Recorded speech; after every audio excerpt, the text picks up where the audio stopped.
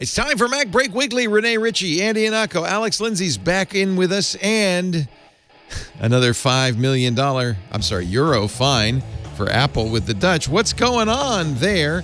AirTags, there's some changes coming to make them less useful for stalking, and all the rumors, including a regulatory filing that indicates there might be new Macs coming soon. It's all coming up next on MacBreak Weekly. A reminder to all our Twit listeners, it's our annual survey time once again to help us understand our audience a little bit better. We want to make your listening experience better, and it also helps us sell advertising. We don't want to track you, so it's completely voluntary, but if you can take a few minutes to let us know a little more about you, we'd sure appreciate it. Go to twit.tv/survey22, and thanks in advance. Podcasts you love. From people you trust. This is Twit.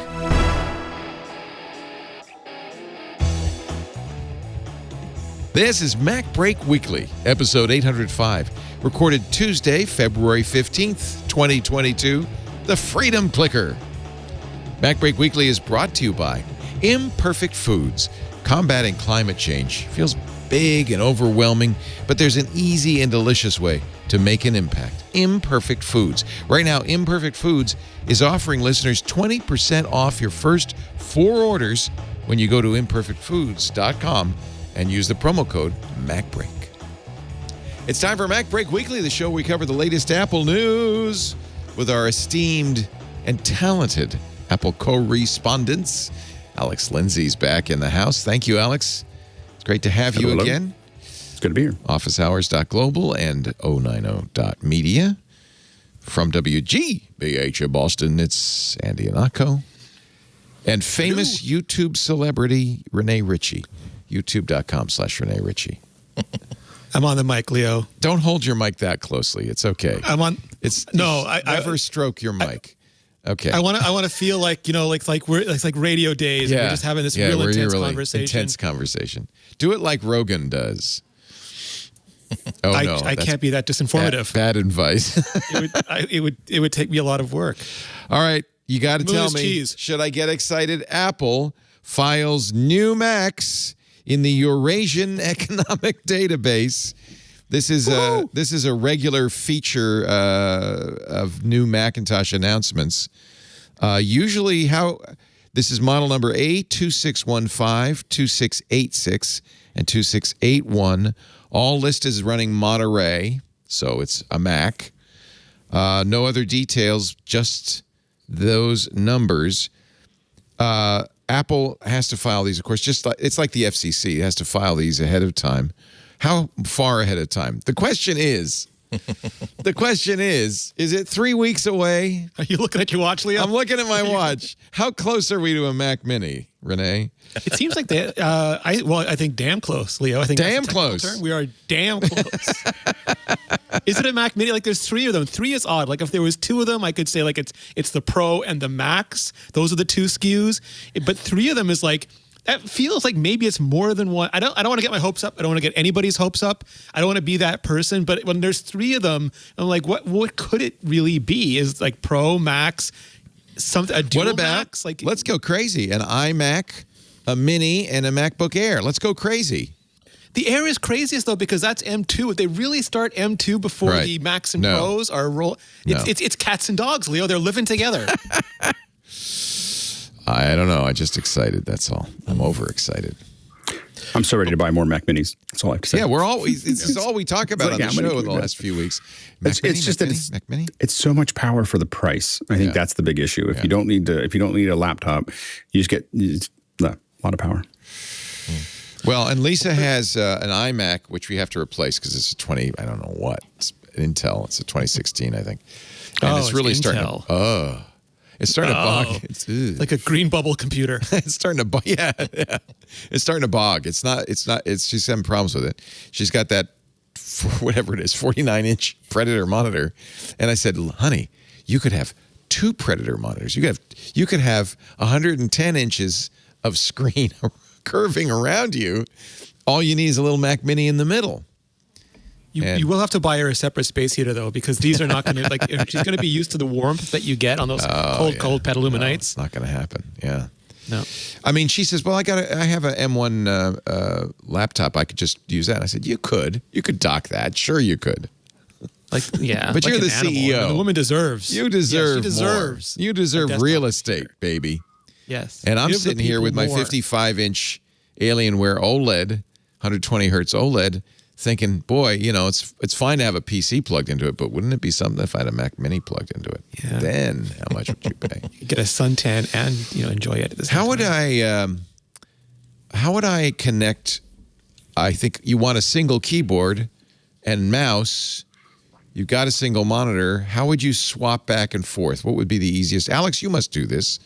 Didn't you say Synergy? But that's not what I want exactly. I will not recommend Synergy again. Oh, I have a Mini here that won't work. Oh. Like it killed it. It bricked it. So here's what happened was I had Synergy and I was just moving one of my drives over to just to get it out of the way, and it went a little over the edge to my other computer. Yeah. And Synergy immediately asked for, can I have permission to use the drive? But it went into a race condition right when it happened. Not good. I literally cannot plug my keyboard and mouse directly into the computer and have it actually work. The race condition is so intense. And even after I restarted the computer, the race condition is so intense. And even after a safe restart, the race condition is so intense that I can't get a word in edgewise with the computer. So I'm going to have to build a separate drive, boot to an external drive to rebuild my Mac Mini based on Synergy. So my love affair with Synergy is over. We retract our recommendation. Like, holy smokes. Like, I've never seen anything nail a Mac so hard. Like it just like, I mean. It's probably a kernel extension. I don't remember how it installs, but it's probably, it's got to be fairly low level, right? It is, and it's just I've literally never had one that just pops up, and you can tell that it's in a race because if I start pumping on the buttons on the keyboard, every once in a while a letter comes out. So it's sitting in a race condition, and it's just I'm done. Like I'm just getting ready to install it, and I'll just use a KVM. Let's go back to the old way. Should I get a KVM? Is that? I don't know. I'm just warning you, don't drag things. I'm really thinking that the mouse and keyboard are so different on Macs from PCs. I should probably I should be like Rick Wakeman and have a stack of keyboards. I don't know. I thought I was really into Synergy until this morning. I know. I mean, I had one other issue, but it was like, wow, did it? I mean, I cannot get back into my Mac Mini. I'm glad that it's not a production computer because I'd be really upset. Right now, I'm just like, well, this is just a good lesson. So, will Apple eliminate the headphone jack? We gave Samsung a little heat after their event last week because even on their giant 14.9-inch tablet, there's no headphone jack. It's like, it's not that there's a lack of room. I don't understand why you would get rid of the headphone jack unless you just wanted to sell Bluetooth. They had to make room for the notch. You can't have both, Leo. I know, it has a notch. Isn't that funny? It's only funny because they made fun of it. They mocked the notch. They make fun of the plug. They mocked the headphone jack and the notch, and they've gotten rid. And they have the notch, and they've gotten rid of the power plug. So they have courage too now. Yeah. Yes, so much courage. It's like a secondary infection. Anyway, I'm excited. March is. Are we still thinking March 8th? I know that's pure rumor, pure speculation. Kermit tweeted it again today. He did. Is he reliable? Or whoever? Pretty is it good. a frog? I mean, 8 out of 10. 8 out of 10 on Apple Tracker. Yeah. Well, no, I think just in general. I mean, like the thing about Mark, that's not just like how often he's right, but it's how many rumors he puts out. Like it's okay. Like it's great to be 100% off 3 rumors, but he must be like 800 rumors deep by now.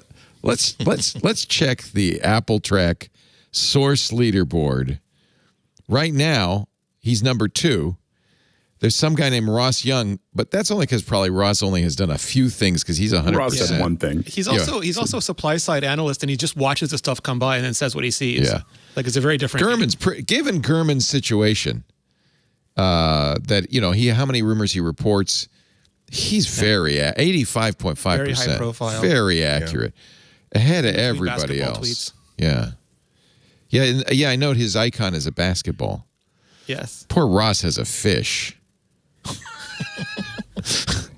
No, Ross is really good. It's just he doesn't have the quantity of them, and also, again, like he's a display analyst, so he sees the panels that are going through the industry, and he knows what they're for. Yeah, that's easy. He sees what Digitime sees, but he knows what it means. That's the big difference. I like it. John Prosser's icon is a roll of toilet paper, but he's not that bad. 69%, a little below Guo Ming Chi, who's 70.4%. We should do this every week now. Now that football's over, I need some sort of statistical distraction.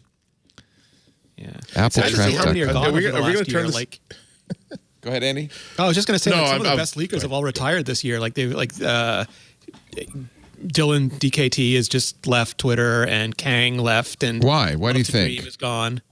I think it turns out the laws protecting them in China were way different. Oh, they're in China. Yeah. Sonny Dixon down to 54%. Sorry, Andy. Go ahead. No, I was just going to say that if this is the next level of stuff when we stop being interested in the rumors and we start thinking about the beefs between the people who are actually generating the rumors. Yeah, that's sad. We get into a Lewis Hamilton versus Max Verstappen like sort of situation. We're like, oh, but the thing is, Min-Chi Kuo, I think he pre-leaked something just to draw out somebody else. That drama is happening in the chess world right now because one of the top-ranked super grandmasters, Geary, says his Twitter was hacked. And then some revealing DMs have leaked out. And then the world champion Magnus Carlsen tweets, grow up. And it's so funny to watch these people who, really, I don't know how much of a life they have. But they're living their best life on Twitter. It's more fun when it's the YouTube like creators that are beefing with each other about I had this makeup line way before this one other person had them, but to rewind to something else. So Renee, why do you think that they might if they refresh the MacBook Air that they would have to have an M2 and they wouldn't just simply say let's just keep this as the inexpensive, low power, low heat one. We can put a lower power processor in there and get away with it just fine. Well, they already have the M1. You thinking maybe go to the Pro? Well, but it's got that fusty old trade dress that this is. It seems as though with the revitalization, the color of the they could do color, but they're going to wait for the M2 giving for it that. Giving it the square edges, giving it the sort of the whole iMac makeover they gave last year for the iMac, which is long overdue. It just seems like that's the future of the design for the MacBook Air. Make it more colorful, make it more personal, make it look more like an iPad. Yeah, I think they're going to do exactly that. I think they're waiting on M2 to do it. One, because they'll just get the boost off it. Like if it doesn't have a new chip in it, people will just lambast them at launch. But I think more practically, the things that are unique about M2, if it's based on A15 or A16, which it almost certainly will be, probably A15 if it's anytime soon. It's better performance at lower power draw, which is even better for a MacBook Air that you're going to make even smaller. So it'll be like the 12-inch MacBook, same size screen as the current MacBook Air. If they call it Air, it might be called a MacBook, but it'll have just way better performance, way better efficiency, and it'll have at least one ProRes engine in it, like A15 does, which will be a huge help for just people who really want to edit a little bit of video, but really mostly want an ultra powerful. But that and the LED, because it's supposed to go to mini LED as well, that adds $100 to the price tag at the least. And that's not unusual. Every MacBook Air has come in like $200 more expensive than the $999 predecessor. So they're just going to leave the M1 around for a year and a half, 2 years until they get the M2 down to that price. And I think that lets them have the best of both worlds. They can pay off the R&D on it real quick. They can put in the mini LED display, and they'll still have a low end for anybody who wants it. I won't make Rene recap his M1, M2 discussions. He's got some very good videos, including the most recent one, M2 Max incoming. Spent 12 hours on animating chips last night, Leo. Like literal chip diagrams. You've really upgraded your production stack I want to here. explain better because people still ask. They're like, why doesn't the iPhone have an M1? And I have to explain it does. The iPhone 12 had an M1. Right. Or right. Why is Apple going to put out an M2 if the M1, like Apple can't put out an M2 because we're just getting the M1 Max? I'm like, the number doesn't mean what you want. What do you think it means? Yeah, that's the real, that's the bottom line. And I mean, if you listen to MacBreak Weekly or you watch Renee's videos, you already know this. But they're derivative of the A series chips in the iPhone.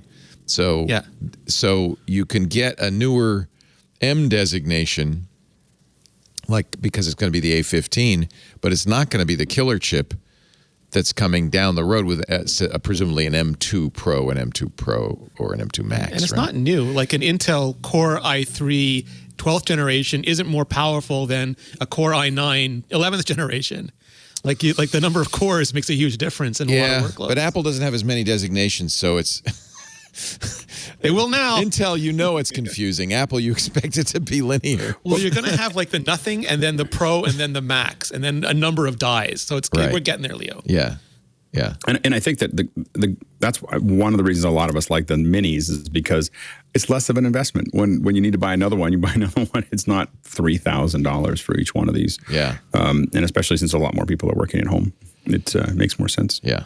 Yeah.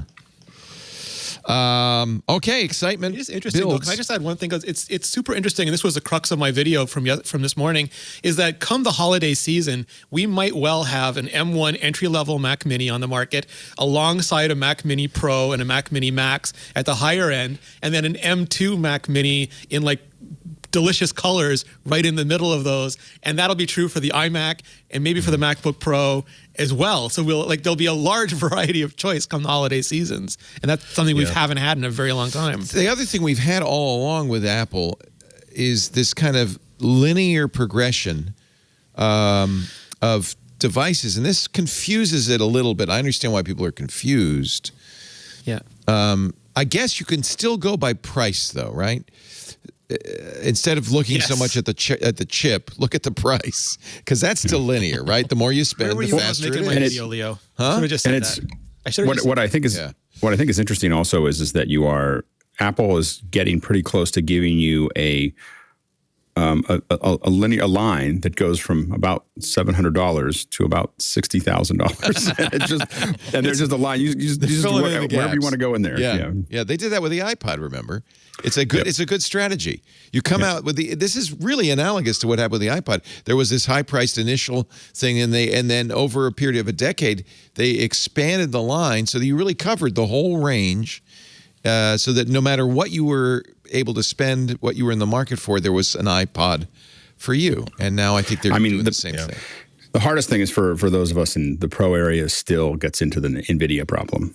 Where lack of GPU. The problem isn't so much the GPU is there and the GPU is powerful. It's just that there's a lot of apps that are written to the NVIDIA card, and so it's hard for us to there's things that we just have to use the PC for because it doesn't the Mac. It doesn't matter how fast the GPU is. It's not being written to by some apps that we're using. So to be clear, the GPUs now in these new M1 Maxes and presumably in an M2 Max down the road are as would you say they're as No, competent? they're not. They're not. No, they're not as fast. I mean, they're fast, and as they get bigger, as there's more RAM available to them, they may overtake the NVIDIA. That's one advantage point. they have because they're using the same Shared RAM memory. that they're using shared memory. So they're not limited to RAM that's on a video card. They can use the entire available memory if it's available.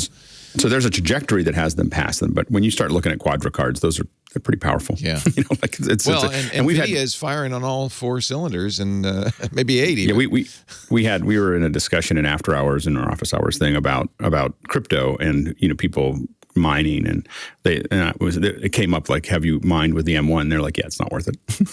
It's not That's actually efficient. an interesting measure because of course Bitcoin and other following cryptocurrencies are very carefully designed so that the difficulty of mining gets harder and harder as more coin is generated. And it roughly corresponds, I don't know if this was intentional, with the expense of electricity, so that as it gets more expensive, you get more and more sensitive to the cost of electricity. It's all about electricity. I mean, people have these, they were talking about it, they have these cards that are like just connected to these tiny little PCs that are just hanging, like literally hanging so that there's all airflow around them. And it's just the card, just raw card sticking out because you're trying to reduce the amount of heat In Scandinavia, they required. sell Bitcoin miners to heat your house. I mean, they literally do both. New Yorkers get a nasty surprise. I hate to use that nasty surprise from Forbes, but didn't they get a nasty surprise with their power bills this month? I just saw tons of people. California too. Some of that, at least in California, all of it, I think, is the cost of natural gas has doubled over last year. That's a big hit all of a sudden because we don't usually heat until round about now. Because they had like tiny apartments and $1,000 bills all of a sudden Yeah. you've never seen before. Yeah. Is that it's electricity? It's going up in New Yeah, York? I guess, yeah. Con Ed, is that electricity? Yeah. Well, was all Con no, Ed. see, we have PG&E and it's gas and electricity. I bet Con Ed's both. Okay. So I don't know. Yeah, I don't know. And of course, your heating, most people still heat with gas or oil. And We have Hydro-Quebec. It's all nationalized and it's all water, Leo. Well, and that's another problem because a lot of the because of the drought, hydro generation's gone way down. So the cost of energy Time to is drill going for up. geothermal. I don't know what. Time to make a giant sun collection mirror or something. We I have have reactors if you want them. Yeah. Like, we're happy to sell them. No, we don't want them. I don't want them. our power bills are the lowest in the winter because we have these big windows that face south. Nice. And so Nice. the house heats up on its own. Oh, Like, isn't that doesn't- nice? you That's don't- smart. You don't need any help. That's smart. Actually, there's a big trend wish I toward designed it, but- building houses with an eye towards energy efficiency. And how you orient it is really important. It's not as efficient during the summer. Right. Because there's a lot of AC. Right. So Apple says a small portion of iPhone's recorded interactions with Siri, even if you opted out. I know this because my Apple TV updated and all of a sudden I had to say, yes, it's okay, or no, it's not okay for Apple to monitor. And you're going to, when you get 15, whatever the next one, 15.2, you'll probably get the same announcement. As they fix this bug, you have to re-enable Siri recording monitoring or disable if it's up to you. Redisable. How much is this a big deal? Is this a big privacy issue, Andy? I mean, are we like, is this the end of the world or just No, this is always a case of the biggest fear that most consumers have regarding privacy of these devices is the always on microphone that you don't know if it's recording, you don't know what it's doing with anything. With Apple, it's not going to be a problem because they have a really good reputation. This one of the few companies that when they say that this was a legitimate mistake, we're sorry, we're going to fix it. You have a tendency to believe them. If it's Facebook, no. If it's Google, you're willing to give them a steely glance for a good 8 seconds to see if they break, and if they don't break, just like your mom did when they're pretty sure they're telling the truth, but you can't take the risk that you're lying and they're going to try to sweat it out of you. But yeah, this is not going to be. Let's put it this way: this is not the biggest embarrassment, PR nightmare that Apple is facing regarding privacy and safety and security of customers of its hardware products. 15.4, which is currently in beta, asks you to, if you would re-enable improved Siri and dictation. The Verge says Apple told them that the bug was identified shortly after the release of iOS 15. Apple's response was to immediately stop reviewing any recordings inadvertently received and deleting info received from the affected devices.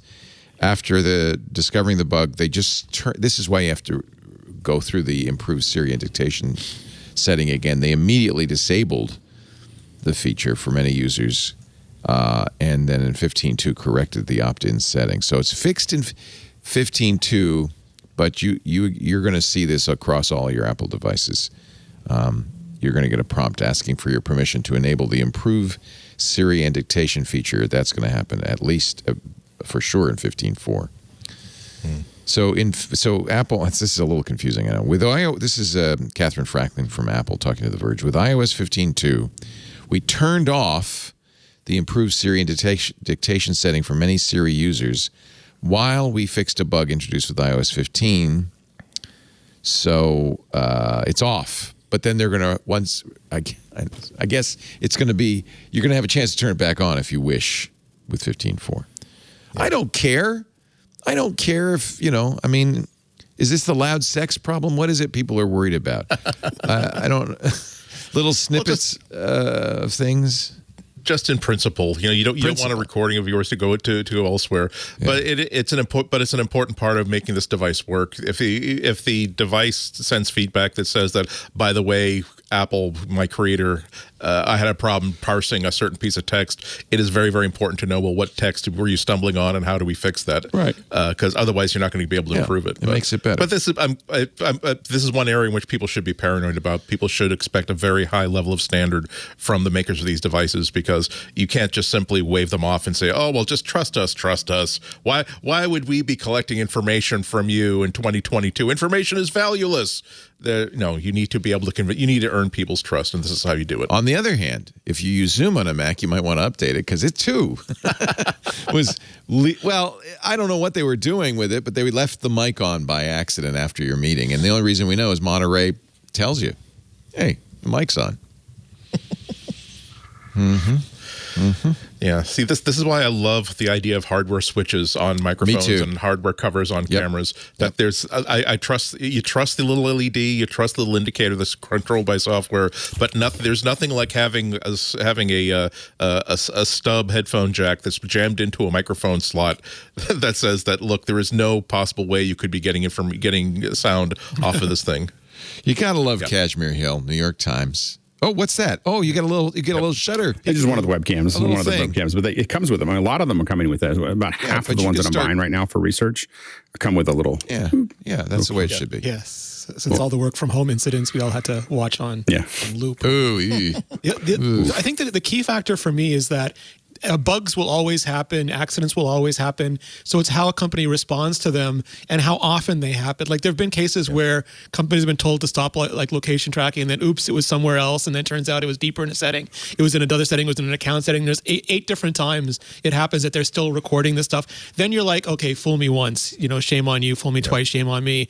But there's a lot of times when these it's bad code gets pushed, a mistake happens, they fix it, you don't hear about it again. And to me, that's the process working as design. It'll never be perfect, but if you have people who are of good intention, they will fix it. Let's take a little break. We'll come back. I'll tell you the Cashmere Hill story in a little bit, and a lot more. In fact, I want to know, what's this reality OS we keep seeing little tidbits about?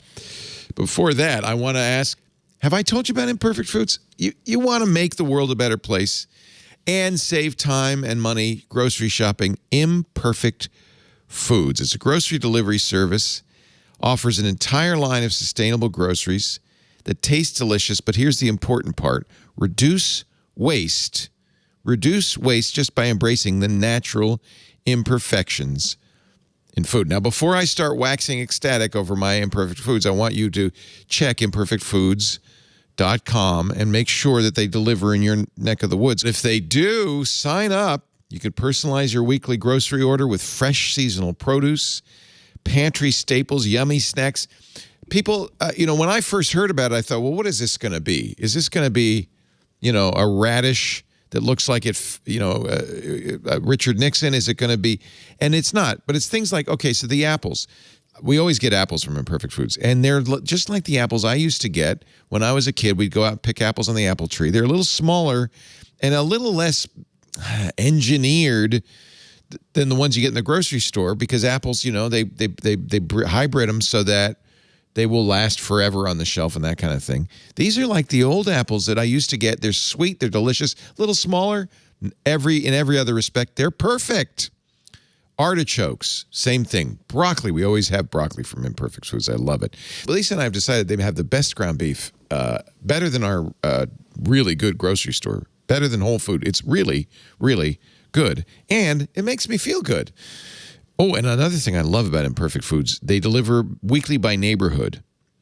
So you'll have a day, and everybody in your neighborhood will have a day. Ours is Thursday that the Imperfect Foods comes, and I like that because it produces 25 to 75% fewer emissions than individual trips to the grocery store. So they're very conscious about that. Conscious with packaging, too. It's the only national grocery delivery company that makes it easy to return your packaging after every order. We just put it out on the porch on Thursday. They come, they deliver a new box, they take the old box. I just think it's so good. It's in every way. You're feeling good because you're combating climate change. You're getting rid of plastics in the environment, and you're buying food that otherwise would be thrown out, which is insane. Customers have saved 139 million pounds of food by eating it, by buying it. And I want to reassure you, it's not weird food. It's delicious. It's really, if anything, more like the old school food that we used to get before grocery stores got so focused on, chickens with massive breasts. And, these are heritage chickens, or apples that never go bad, which makes no sense. These are incredible. They're fresh. They're delicious. In fact, if anything, I think Imperfect Foods is fresher than the grocery store. Imperfect Foods is offering our listeners a great deal, 20% off your first 4 orders when you go to imperfectfoods.com. Use the promo code MacBreak. 20% off your first 4 orders up to an $80 value right now when you sign up at imperfectfoods.com and use the code MacBreak. Please do us a favor, because then they'll know you saw it here, and you're doing yourself a favor. 20% off your first 4 orders up to $80 in value at imperfectfoods.com. Offer code MacBreak. And then you're going to save every week anyway and get the most delicious food. Imperfectfoods.com. There, I've done my good deed for the week. Another Dutch group is mad at Apple. We still haven't heard the response from the Dutch dating apps about Apple's silly proposal. The Dutch App Store's Claim Foundation has taken on the iPhone maker and Google, too, over claims that Dutch consumers have overpaid up to €1 billion. €1 billion. The foundation, which is chaired by a journalist, Alexander Klopping, great name, is asking for a refund. Yeah, but are they suing? That's the question. So do we have grounds? I'd love to see the grounds. Yeah. Yeah. They're calling for Dutch residents to sign up for the claim. Any resident of the Netherlands who purchased at least one app, service, or subscription is eligible. Are they saying because the 30% is too high, they deserve money back? Yeah, but here's the thing. They've also promised to try avoiding legal proceedings. So they're going to try to settle out of court. Good luck. They do know that if the 30% goes down, the developers, like a lot of them will just keep it, right? Like, because they need money too. They have families to feed. It's not like the money's going to be theirs. Yeah, who would be... See, that's really, and I think that's Apple's defense, taking a page from the book of Alex Lindsay, is we're doing what's best for consumers. And if we change this, it would make it harder for consumers, and developers would pocket the money. So what do you want? Well, I'd like the developers to have it. That'd be good. I mean, and I think they're all fighting for it, but I think that the problem is that so if Apple changes it to 15%, does that end the problem? Like, does that really solve it? And if they do, it kind of undermines everybody that's spent all this time complaining about 30%. They now don't have a case because they're using 30%, but what they really want is to be able to install outside the app, outside of the store, and outside of the store is not going to be great for the user. You know, outside of the store means that eventually they'll start only publishing outside the store because that's what Facebook wants, right? So they can track you, and so you start losing. We start losing as users. We start losing choice, and then it increases friction. You know, like for instance, a good example is the Apple TV. Because of they don't have this rule for the Apple TV. You can do whatever kind of registration mess that you want to create, and I don't even bother anymore. I don't go to the App Store on the Apple TV because it's just too much trouble. Like, it's just like, I'm not going to, you can't even get me to sign up for free for something because I got to fill out some form. And so that's what's coming, you know, with all of this. And so I don't think that, you know, it's not going to be good for small app developers because small app developers depend on people going, oh, this is easy. Just like Chiclets. I'll just buy, like I get interested in something at $3. I just buy 4 of them and try to figure out which one is the best one. That'll end. You know, if it becomes a pain to do, you know. Little Valentine's Day gift from the Authority for Consumers and Markets yesterday in Holland. They another fine, another week, 4th week in a row now, €5 million. And they say that Apple's conditions, the new 27% thing, which requires developing a new app, is unnecessary and unreasonable condition that Apple's imposing on dating app providers. In its revised conditions, Apple... Well, that's who sued. I guess. Absurd. Well, yeah, exactly. It was the Match Group that the conglomerate that owns pretty much every dating app. They're the company that brought this suit, and that's why they've limited it just to dating apps. This is what the Dutch regulator writes. In its revised conditions, Apple imposes a considerable number of conditions on dating app providers that wish to use an alternative method of payment. ACM is of the opinion that this condition hurts dating app providers. Dating app providers that opt for an alternative payment system are thus forced to incur additional costs, and consumers that currently use the app have to switch to the new app before they're able to use the new alternative method of payment, blah, blah, blah. We already, we knew this was Apple thumbing their nose at these guys So I think it was up to $50 million. I'm sure that someone at Apple just said, okay, well, this is going to cost us $50 million. exactly, there's a cutoff. I can't remember what it is. Yeah, maybe it's just 10 weeks. So they're going to keep doing it. And I hate to think that Apple would be a company. I have no doubts that is their part of their thinking, but that doesn't speak well of Apple. That they're saying that, well, this is a law that we're forced to comply with. We've already basically told them to go take a hike twice and been told back by the courts that no, that's not sufficient. You have to do better. You have to follow our laws. And if they were to simply say, well, 50 million euro, we'll just write the check and we'll keep doing what the hell we want, that would not speak well to Google. To Apple. It's something that Google would do. It's something that Facebook would do, and it's just as bad for Apple to do it, I think. We spoke about it. In fact, Andy, thank you for joining us Sunday on Twitter. It was great having you. It was fun. And we spoke about it on Sunday, and essentially you made the point, look, they say, well, we have to obey all rules in China, so we're getting rid of whatever VPN apps. But then in Holland, 50 million euros, big deal. But I think that they're also trying to figure out where that line is. They're like, okay, we're going to give you a little, and then they say no, and like, okay, well, let's go back to the. I mean, they're not going to jump and they're just kind of doing it. Is there any law in China that Apple does not adhere to? That Apple says, oh, forget it, we're going to pay the fine. Fines and criminal. In China, it's criminal. Right. In Europe, it's fines. So fines are just a calculated risk. You just kind of go, your advice okay, to the Dutch regulator is start putting people in jail? If you started making it criminal, there would be a different problem, or the numbers were bigger. And Apple would probably have to make adjustments. Exactly. The other thing they could do if they're not digging human rights violations, they could also be responsible for about 21% of Apple's revenue. That would also help. And that's another thing that doesn't make Apple look good. That if it's a small country that they don't feel as though they make a whole lot of money off of, so they can afford to bully them around, versus if China were to say.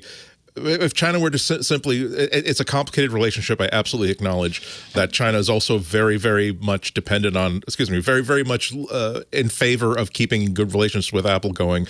But yeah, clearly Apple is not going to tell them to go take a hike if there's a risk of losing again 20% of their annual money or anything like that. And again, that would not speak for Apple if that were indeed the case. Apple's share of the one U.S. big difference Go is ahead, Renee. The proceedings in China are not public. Like, we're watching this take place in front of us, where everything Apple has to negotiate with China is done long before we ever hear about it, and they'll push back on things like they with just data repatriation. China just wanted everything, and Apple's like, well, what about we do this? What if there's like this company? What if there's and eventually they come to agreement, and then we hear about it.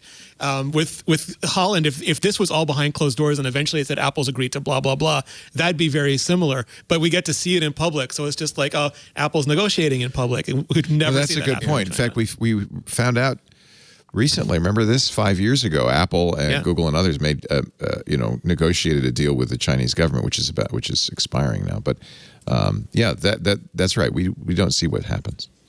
Apple's smartphone share in the U.S., according to Counterpoint, going up. Let's see. All those teens. It's not its highest. In Q4 of last year, they estimated Apple had 65% market share. In Q4 of this year, 56%. It's interesting, though. I think I'm going to have to call foul on these numbers, because the percentage of market share shouldn't vary by quarter by as much as 10%.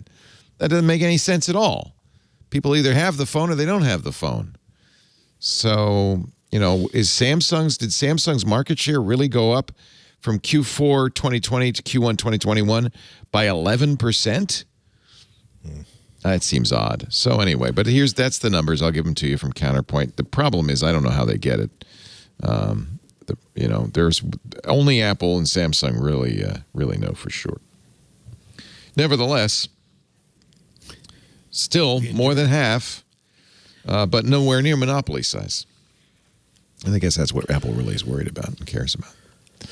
Yeah, if anything, Samsung should be worried, because they own the Android market to an extent that basically is, for all intents and purposes, is very, very close to what Apple owning the iPhone hardware market. So a lot of stuff that's said about Apple could also be said about Samsung. Speaking of Samsung, of course, last week on Wednesday they announced the new S22 series, including their top-of-the-line S22 Ultra, which starts at $1,300. You know, it's funny. When Apple first broke that $1,000 barrier, it was a big deal.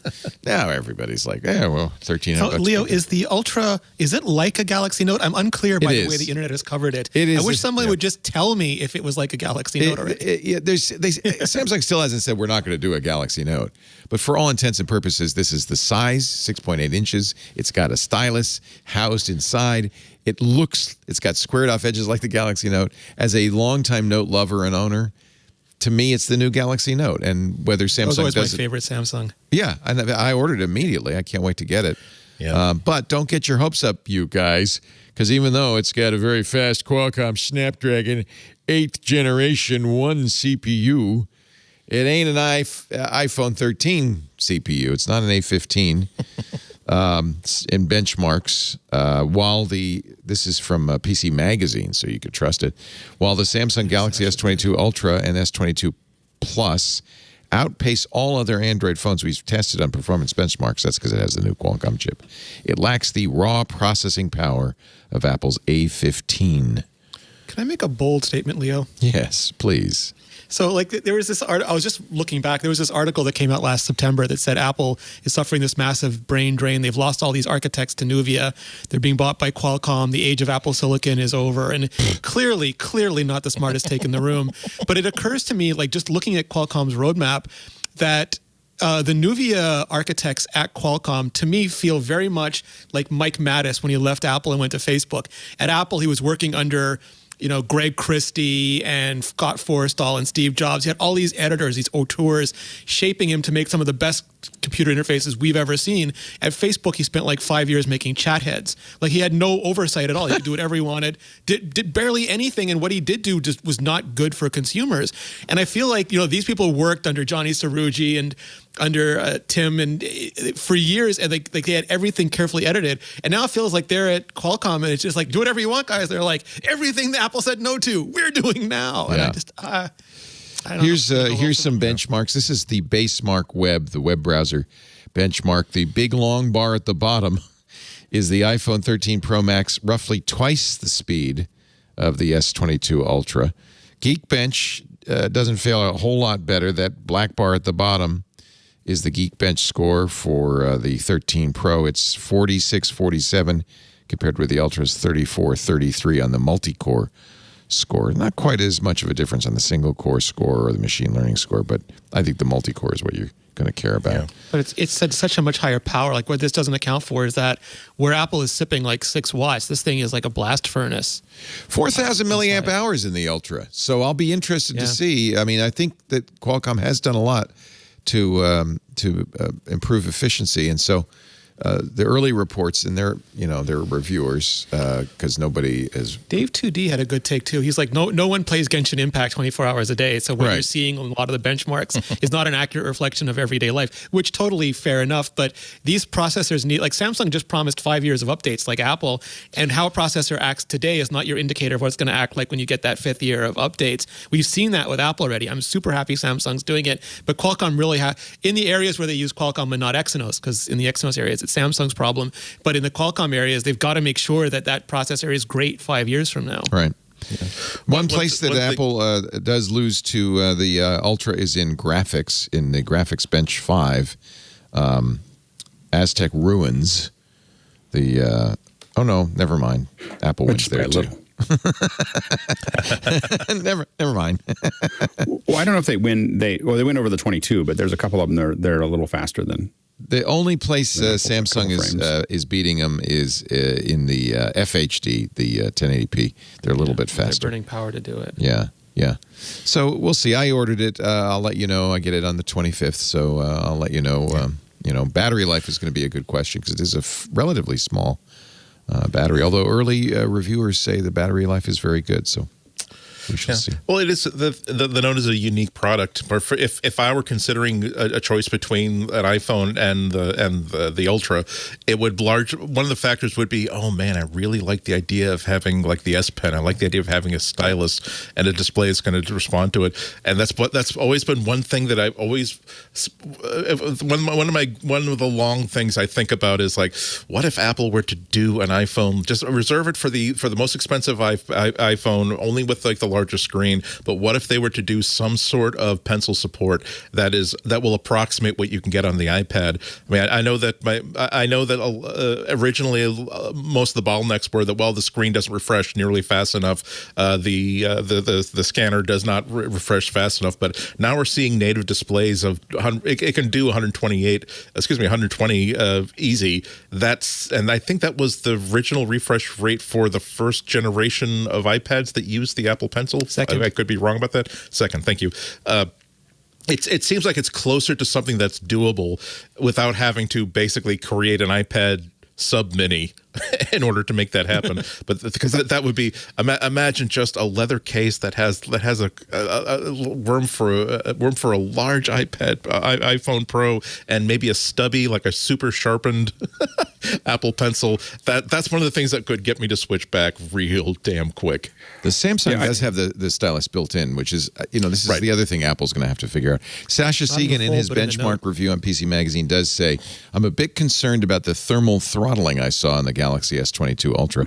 While running benchmarks, the phone quickly became warm, and as soon as it became warm, it returned much lower results. Yeah. So just to your point, Renee, they take a lot of power to get those speeds. Yeah. And I think at this point, fundamentally, people need to feel like their phone is close to the other phones around it, but it's really, they're choosing, as Andy pointed out, feature sets as opposed to it, as long as they're within the same range. Yeah, no phone is slow at this point, I don't think. We have very few applications that are really pushing the outer envelope of the phone's capability. Well, it's the same discussion with 5G. Carriers are now rolling out the mid-band C-band 5G. I don't know, did I mention it on this show? I happened to be standing when I was in the line at DMV. I noticed my iPhone 12 said, I'm on T-Mobile, said UC, 5G UC. I said, what's UC? And I did benchmark 500 megabits down. And I thought, well, that's great. But then I thought, but what is it we do on our phones that needs 500 megabits down? I could see at your home where you're sharing it with 5 other people. I guess if you were doing a hotspot for 5 people in the line at DMV, it'd be great. Yeah, but right. So, while we talk a lot about millimeter wave getting gigabit and better performance and C-band getting, half that, but still 500 megabits. Yeah. What do you need it for? The thing is, you don't take your laptop out when you're waiting in line at the DMV, even though God knows you can. It's the first line. It's the first line where you start to notice that, my God, I can't believe that this stream started instantly, and I'm doing much better band rate than I've been able to do previously. Yeah, but a stream, again, a best quality stream you're going to put on your phone is not going to use no. more than 25 or 50. So fast starts, faster DNS, lower latency, all of those things might end up being important. But I don't know if I think when you start thinking about gaming, gaming on it, where there might be a lot of data coming towards you, 500 is still a high number, but I think that 100 or 200 isn't necessarily. Nobody's going to design a game that needs that much bandwidth because nobody would be able to play it. Well, they're going to do it now, Leo. You know what happens every time you say something. Yeah, I know. Right. Well, and what happens is that they scale it to what is available. Like, so to your point, like if everybody has 100 to 200, people will start using it. And so things that we thought were impossible before because we didn't have the bandwidth, and now when they're possible, people start developing. And it's easy to also decide, well, I can see your bandwidth, and I'm not only going to send you this resolution. If you had more bandwidth, I'll send you more resolution. And and so it's just a matter of figuring out what that trade-off is. And so you could end up with a high-end game that is sending you much more dense, polygonal count, higher polygon counts, and so on and so forth, based on your bandwidth. Yeah. Kashmir Hill writing in the New York Times, I used Apple's AirTags, tiles, and a GPS tracker to watch my husband's every move. At least, to her credit, like she did, this wasn't like a hit job on AirTags. She took a bunch of different trackers and then put her freedom-loving husband through the ringer. Yeah, I mean, the subhead really tells you what this is all about. A vast location tracking network is being built around us so we don't lose our keys. One couple's adventures in the consumer tech surveillance state. And Apple has made some changes in response to all the fears about stalking with the AirTags. This came out February 10th from Apple, an update on AirTag and unwanted tracking. They're taking this seriously. Blah, blah, blah. We've become aware that individuals can receive unwanted tracking alerts from benign reasons, such as borrowing someone's keys with an AirTag attached, or when traveling in a car with a family member's AirPods left inside.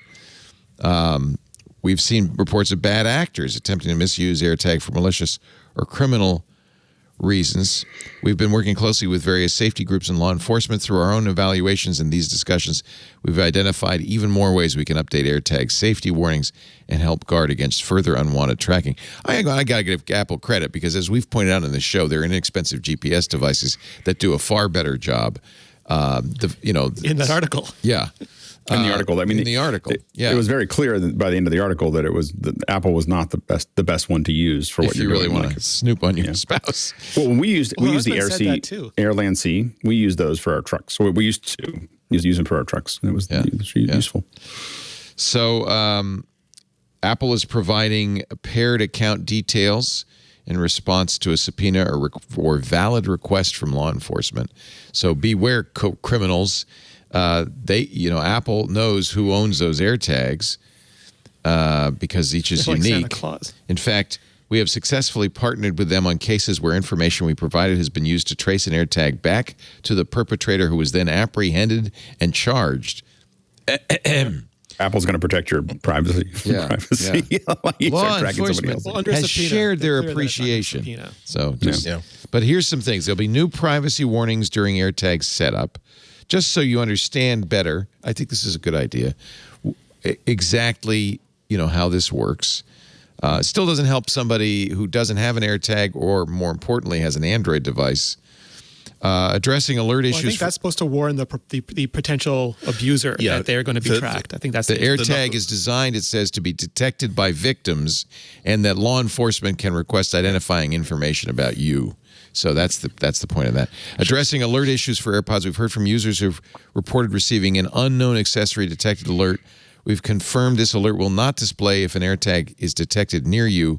Only AirPods, third generation, AirPods Pro, AirPods Max, or a third-party Find My Network accessory. So instead of saying unknown accessory, they're going to say we'll be updating the alert so that it indicates AirPods have been traveling with you. That's actually, yes, thank you. Yeah. That should, and it's also updating its unwanted tracking support article on apple.com to better communicate the safety features. And then they're thinking about some additional updates they want to introduce later in the year, including precision finding that will help you, if you have an iPhone 11, 12, or 13, see the distance and direction to an unknown AirTag when it's in the range. So you'll be able to track it down.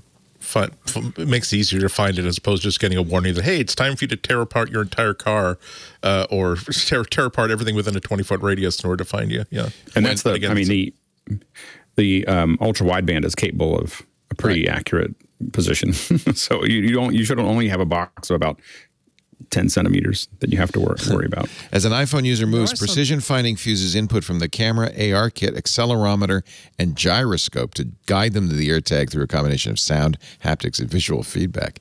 I want that just for finding my keys. People are really upset about this part because, there's a whole group of people who just want to be Batman and Batwoman, and I'm discounting those because people get injured in secondary locations all the time. Don't ever hunt down. These are not meant for you to be a superhero and hunt down your own stuff. But also, people are now worried because this is a very, very difficult needle to thread because Apple designed them to find lost items. They did not design them to stalk people, and they did not design them for you to be Batman or Spider-Man or whatever. But there are people now who worry that if they leave it in their camera bag or leave it in their wallet, previously the person, the whole network wouldn't know where your wallet or your camera was. You would just know that it was there and you could go get it. And now it's oh, they're precision finding my wallet, and oh, they're precision finding my camera bag. But Apple's making a conscious choice that the potential abuse is more harmful than the potential something you already lost, and now you can at least have a chance of recovering it. And by the way, for $10 less than an AirTag, you can get a magnetic mini car tracker, GPS real-time tracking locator with a SIM slot. So, let's get real, guys. That's well, okay, but that is very, very true, and that's probably true for someone who has a specific target. But the thing is, a $25 for a pack of 4, $29 AirTag or tile tracker doesn't cost like $20 to $30 a month to operate, and that's going to be a difference for people who are not simply knuckleheads, but people who are really out to make a business out of tracking people. And yeah, I mean, it is a funny word, but when it comes to matters of security, I always demarcate the difference between the knucklehead who might grab my bike if I don't leave it locked outside. It's look, I just got a bike. Hey, look, let's throw it over the ravine. Who didn't leave the house intending to steal like $1,000 bike, and the professional bike thieves who are like, okay, that's a so-and-so Model 8. It's 3 years old. I bet I can get at least $900 for this place. I'm going to come back to tomorrow and go get it. I know that I can protect my bike against the knucklehead. I know that I can't protect my bike against the person who's actually professional. AirTags, the problem with AirTags is just that it makes it very, very easy for knuckleheads to create those kind of safety and security problems. Yeah, I think the security community uses the term threat model, and you have different threat models, and if your threat model is a talented hacker targeting you, you're out of luck no matter what. But I think if you're a pro, it's not a good business because of the ability for it to reverse track. Oh, yeah. You wouldn't use this. And so the thing is that this is not, if you're a pro doing this, I don't think these are the right ones for you. No, this is, as Andy said, this is for knuckleheads. Because the issue is that once, like if law enforcement decides to turn the heat up on this thing, they can match you to every phone that was around you when you paired with the with the thing. So it doesn't matter whether you have a burner phone or not. Yeah. It'll just go, I know all the people that were near this, and now I'm going to follow them all to their friends' houses, and and so there's a lot. That's what all that metadata that everyone gets so upset about is for. And so it's just a matter of how high they want to turn it. But I don't think the AirTags are a good business model for professionals because it's too easy to trace it back. Well, if I were going to be abusing it, I don't. Last time, it's been a while since I've signed up an Apple ID, but you can get a stolen credit card, use that to validate yourself. You can basically give it the information that it needs in order to enable it and still give you trust for it. However, but you're right that the ability for Apple to snitch you out is way, way, way too powerful. But that's not going to stop people who've already made the decision that stealing $20,000, $30,000, $40,000, $50,000 cars is a good way to have a long, safe, and freedom-filled life. This is a problem that I was on WGN radio this morning in Chicago talking about this exact same issue, and the thing that I think that you have to keep mentioning is that this is not a problem that's isolated to Apple. This is a problem that is not avoidable in any kind of technology that's similar to this. When you've got a Bluetooth tracker, the question is how hard are each of these companies willing to go to minimize the problem and to contain it, to make people think that it's not a PR problem. They feel as though it's a responsibility that they have. And to me, I'm glad that Apple is doing so much work to protect people who have iPhones.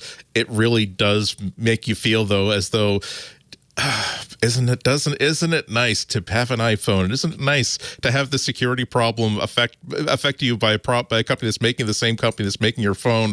If you have an Android phone, good luck to you. Our solution to that problem is that now we're releasing a new line of less expensive iPhones, so make it easier for you to switch from Android to iPhone. I'm being a little bit facetious, of course, but it's like, again, it's not a good look, and I really wish that Apple were giving Android users a much, much, much better set of tools to defend themselves against their own trackers.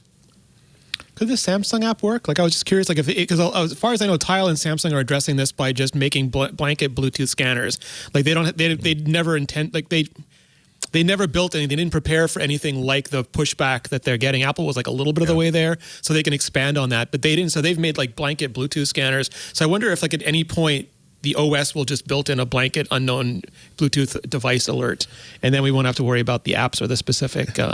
If you've already got the hardware, that's just a software thing, or maybe somebody could write an app. Well, to do that. I build it into iOS or Android. Yeah.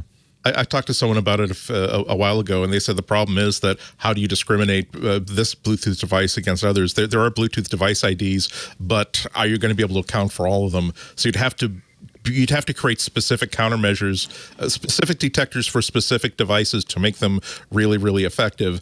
But I think there should be. It would be great if there were some sort of consortium like this, that some sort of an open API, so that if you wanted to, any company wanted to build a tracker into the hardware to make it as inobtrusive to the power demands and the CPU demands of the device as possible, they could simply use this API, and all these devices would also conform to that API. It looks like a good example of lots of companies, a good opportunity for examples for people to get together and create a solution so that this business can continue to move forward. Yeah, and then there are lots of COVID stuff back together. Lots of stuff says what it is, but I guess if you wanted to be surreptitious, you would buy something that doesn't announce. It's a really hard problem to solve because, like, you and I are on a bus, Leo, and we're traveling together, and you've got a tag or you've got something. It's following me. It's not mine, but I'm going to be on that bus every day. Right. And if I start pressing ignore to everything, and then I am being like, a lot of this stuff is really easy to say Apple should or Samsung should or Google or Android or iOS should, but they are very non-trivial problems to solve. You want to have some fun. I did this the other day when I was riding a bike because I have a Bluetooth helmet that pairs, and I was pairing it, and inadvertently I left the Bluetooth open. Just watch all the broadcasting Bluetooth devices where you go, anywhere. Just do it where you are right now. I see 3 TVs, a speaker, an AirPlay device, a couple of N0 somethings, a Ren speaker. I see 2 Nexus Qs. I see the Eve room. I don't know what the Eve room is. Wait, 2 Nexus Qs? Yeah. That's what it says. There's a story there. What are the Nexus Qs? I don't even know. Those are that little speaker that Google made and promptly asked everybody to forget about. Well, we have one. They announced it, but they never did it.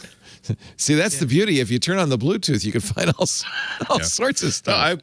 I pair to it and start playing music out of it. I read stuff and I work on my iPad Pro, like when I'm on public transportation, when I'm on commuter rail trains and Amtrak, and the number of times I have to say, no, I don't.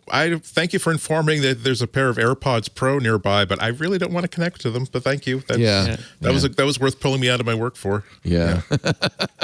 It's a tough thing to solve, and maybe companies should have thought about this before they started making all these trackers. They should have become watchmakers. Yeah. Oh, they did. They made watches. They do that too. Yeah. By the way, this is completely out of nowhere, but this morning as I'm changing my watch band, I'm thinking, Apple gets so much credit for all the things they did with the Apple Watch. They deserve a little bit of credit for somehow understanding that we as men have very few ways to show flair, right? Yes. We dress in a uniform, whether it's literal or imagined. Unless we pierce something, we're on our own. Yeah. So sometimes doctors will wear flamboyant ties because they want to show off, or I'm wearing my mom's handmade stripy socks, right? To show some flair. But I realized Apple at some point, probably Johnny Ive said, you know what men need? They need a way to show flair. We should make it easy to swap watch bands. I don't have any other watches that can do this. I mean, this is incredible.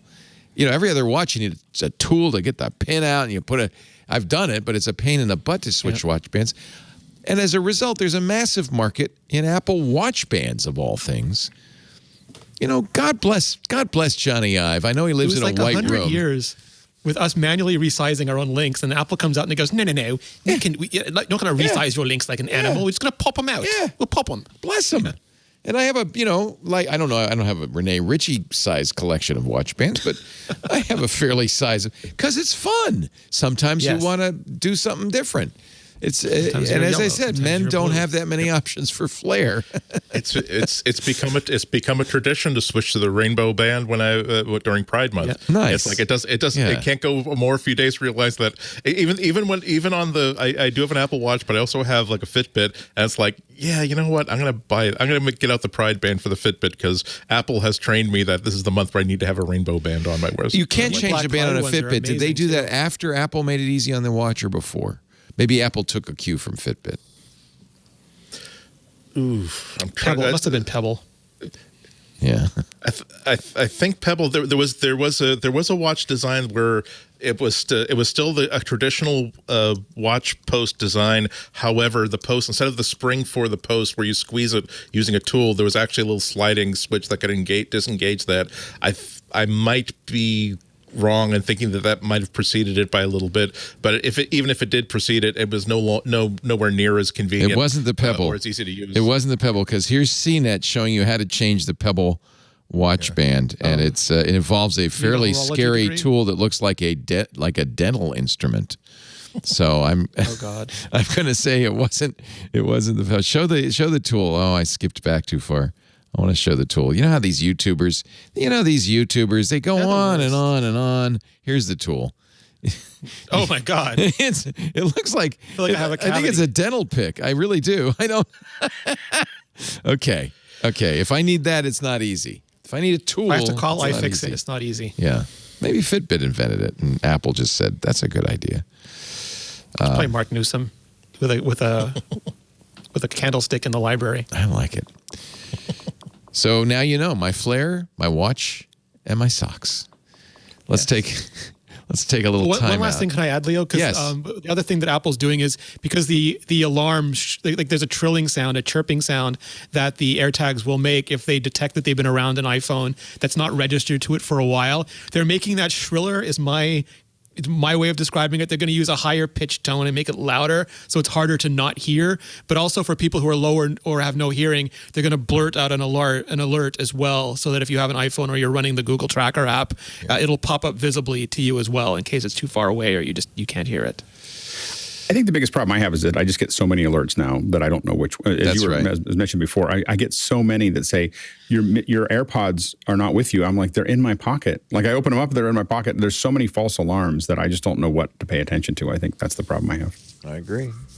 Well, I'm going to tell you about a false alarm that saved a life in just a second. We've got a great team here for you. Renee Ritchie, Andy Anako, Alex Lindsay. You're watching MacBreak Weekly. If you're not, by the way, a member of Club Twit, I just want to encourage you to sign up today at twit.tv/clubtwit. $7 a month, but you get some really good benefits, including our Discord. And we're going to have Docta next in our after hours conversation, our fireside chats. Coming up, Amy Webb, her new book is out. It's just, we also do the Untitled Linux show in there. We've got a brand new show where trialing and club members get to see it first this week in space with Rod Pyle and Tarek Malik from space.com. Rod's from the National Space Society. We can do that because of the Club Twit members. And so thank you, Club Twit members. And if you are not a member, twit.tv/clubtwit. No more ads, not even this one.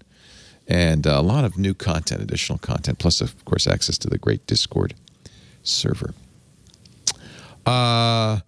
Here's a nursing student from Sydney, you might have seen this, who had a thyroid problem and had a lot of bad symptoms. Had she not disabled the alerts on her Apple Watch, she might have noticed back 3 months earlier, because her VO2 max had been slipping, and the watch knew. The watch knew. Now, the disease she has, which is thyroid hemiogenesis, only affects about a small number of people. But she looked up the Apple Watch history and found it recorded a dramatic change in her health. If she had known it, I genuinely just went on to see if everything was turned on. I saw that there were alerts at the top of the app that had never come through because I didn't have notifications turned on. I looked, and when I could see the trend that my VO2 max had dropped literally in a matter of days.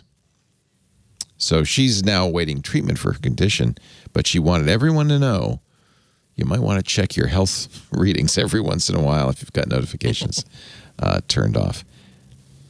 Interesting story. That I think that more and more we're going to see stuff like that the watch is really a very useful. I think that I still think that over time, the other thing that's going to happen as we start to tie these things together is that the watch is going to start seeing behaviors that we haven't seen before because it's measuring it, anonymized across millions of people, that it's going to start seeing things that, when your heart starts to do this, 6 months later, you're going to die.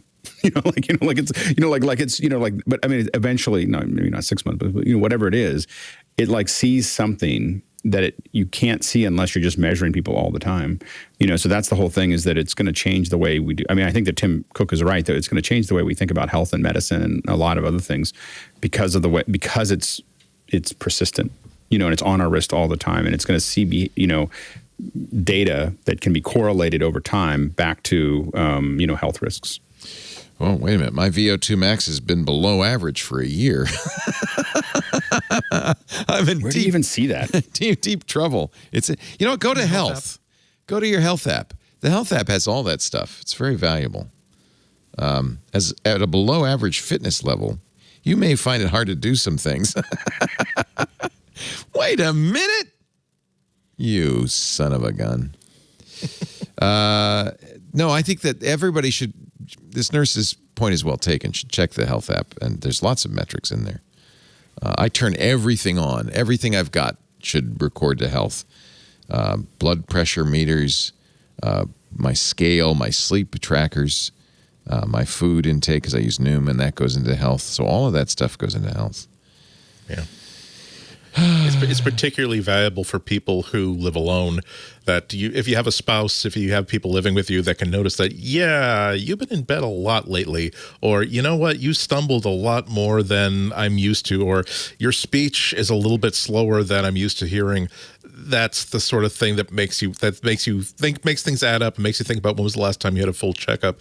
But a fitness device can, even if whether passively or actively, make you think that, yeah, you know what, even if you're not exercising for fitness goals, just reminding you that it has been 2 or 3 days since you've done more than 500 steps, which means that you've been working inside the house all day, every day for 3 days. You need to get some sunlight. You need to get some vitamin D. Yeah. I think that's one of the other benefits that we're going to see from all these fitness devices. Here's one, by the way, the other thing to look at, do look at your health app and look at things that you haven't turned on. I have not turned on the walking steadiness notifications. And you might say, well, I'm not going to worry about that. But nevertheless, I mean, what does it cost you to turn it on? It says iPhone can measure your steadiness while walking, a strong indicator of your risk of falling. And we know that the risk of falling is a big issue as you age. If your walking steadiness reaches a low or very low level, iPhone can send you a notification. And exercises that improve strength and balance might help. So I'm gonna turn that on. That's good. There's okay, low, and very low. Turn on notifications, you bet. Good. And I'm adding my walking steadiness. It's okay, by the way. I guess it's been tracking it, and I didn't even know. It says my steadiness has been okay. We notice a glide to your stride and hep in your step. Yeah. You've closed your hey daddy crawdaddy ring. For some reason, back in September, it was really low. See that one outlier there? So that was that I should be paying attention to that. It was very low. Maybe I fell that day. I don't know. But it's been low, okay. But there was just this one little low. I wonder what that's all about. Maybe an error, right? iPhone 6 Plus is now a vintage product. Can we moment of silence for the 6 Plus? Was that the first really big iPhone, the 6 Plus? Yes. Yeah. That's also when the hipsters get really interested, Leo. The vintage. I mean, it's just like with the goes with your hat, jeans, your spats, the headbands. It's swag, Leo. You got to embrace it. Well, the thing is, there's a certain warmth to the pictures that you get with a camera when you've got one of those tube-based camera imagers. There is a new Hipstamatic, by the way, I really love that does old-timey photos, just like daguerreotypes. It's so cool. The iPhone 6 Plus first released September 2014, discontinued September 2016. Weirdly, the 6 is not on the vintage list because it was for sale for longer. But good for Apple. I mean, that's an 8-year-old phone that just now is going on the vintage list. First devices to offer support for Apple Play. The first year the iPhone was offered in multiple size options. Yeah, same event. The Apple Watch was announced. Oh, really? Okay. Yeah. So you get on the vintage list if a product has not been sold for more than 5 years and less than 7 years. Apple provides service and parts for vintage devices for up to 7 years, or as required by law, but repairs are subject to parts availability. So software updates ended back in 2019 with iOS 13, but now we're moving into that obsolete zone. There's vintage, and then there's obsolete. That old junk drawer in the sky. Yep. I'm vintage, but I'm not yet obsolete, I believe. That would be my... till my frailty indicator goes through the roof. Are you interested in Steve Jobs memorabilia? Some of it's a little weird. Some of it feels a little Snoopy. This is from It's not his license plate, that's for sure. Yeah. There was none. If anybody offers you a Steve Jobs license plate, just walk away. Yes. rrauction.com. All sorts of fun stuff here. Here's a bunch of Doug Engelbart stuff. Vannevar Bush's As We May Think in the Atlantic. Here is a Pong Home Edition prototype from Alan Alcorn. Wow. Now they got me. I guess here's the Steve Jobs stuff. The Steve Jobs. Oh, it's part of a whole category. The Steve Jobs Revolution, Engelbart, Atari, and Apple, all in one. Let me find the Steve Jobs lot. There's 18 items in the Steve Jobs lot. Alan Alcorn's Apple II computer. Steve Jobs' assigned 1971 high school yearbook. Steve wrote, "When this you see, remember me. Little else I can say. Remember me as you may. Steve Jobs." Okay. Currently at 1,000. Couplet. Even then, he was a maverick. Even then. Did you see the Super Bowl ad making fun of the Here's to the Crazy Ones? No. Have you seen that? We don't get American Super Bowl ads. Oh, wait a minute. Okay. It's called Here's to the Lazy Ones. If only there was a YouTube. And it's, I'll find it for you. It's from a company called Cutwater Spirits. I could play a little bit of an ad. Who would take it down for an ad? We've actually noticed that none of the Super Bowl ads are getting pulled down from the. Yeah. Everyone is making the top 10 of this and top 10 of that. Here, I'm sure they're all getting tracked. This is the tribute to the Here's to the Crazy Ones. Here's to the lazy ones, the renegades, the outliers, the unsung geniuses, the ones who live life differently, working smarter, not harder.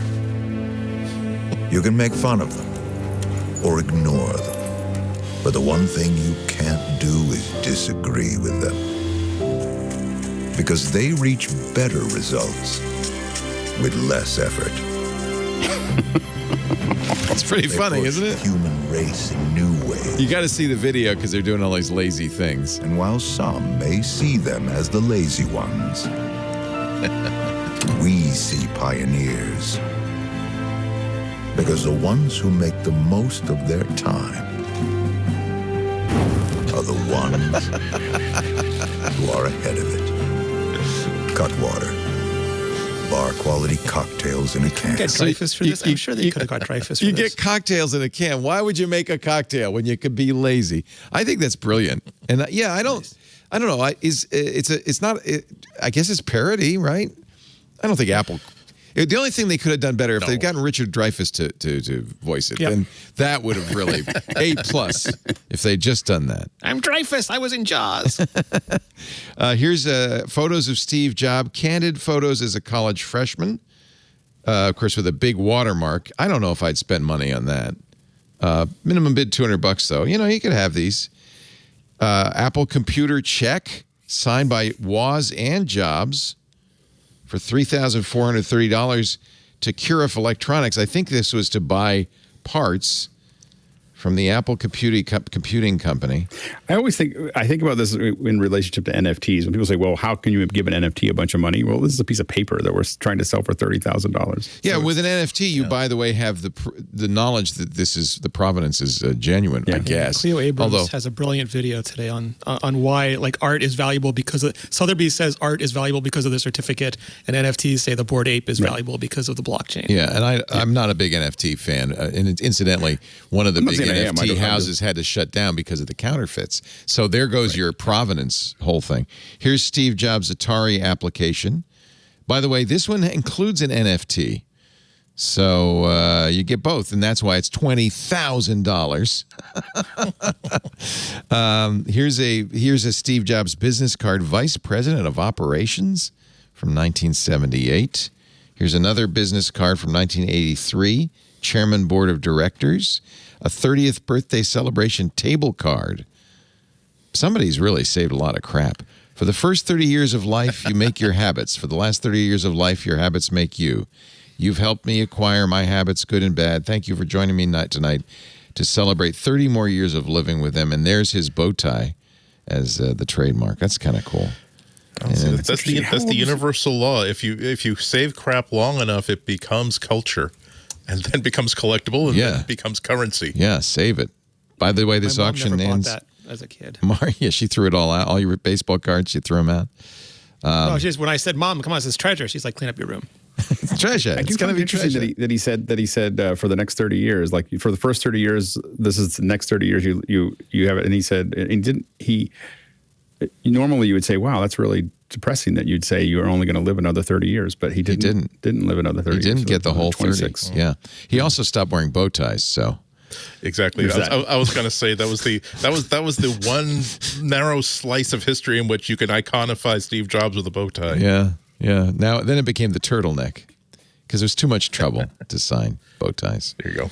I think we get the benefit of this just by browsing the catalog. That's all I really need. Exactly. My thing was less about provenance with NFTs and more of the absurdity of collectibles. Yeah, in general. I'm just yeah, you'd have to be a big fan. I mean, good. I have Steve Jobs' 1971 high school yearbook. What am I going to do with that? I don't even want my high school yearbook.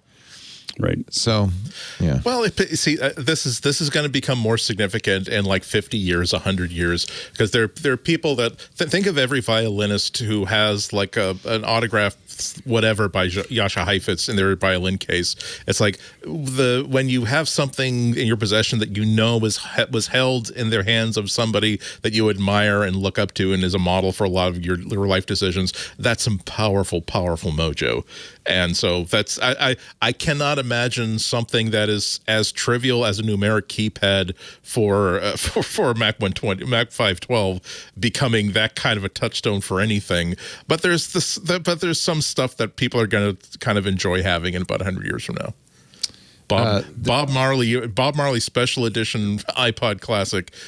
Again, $1,000. Someone has already bid for it. Okay, if you enjoy it, that's great. Yeah. No, I have. I'm sorry. I'll just close off by saying that I have, like, within reach right now, I have a set of Twiggy drives pulled from original Lisa that I intend to. It's one of the happiest things I own. I will probably have it until I die, and no one will want it after I go. But it's like whenever I look at it, I think about engineering, I think about hubris, I think about lawsuits, I think about so much that's involved in computer history, and so this is why you can't. People will find their own relationship to physical, tangible objects that other people won't be able to understand.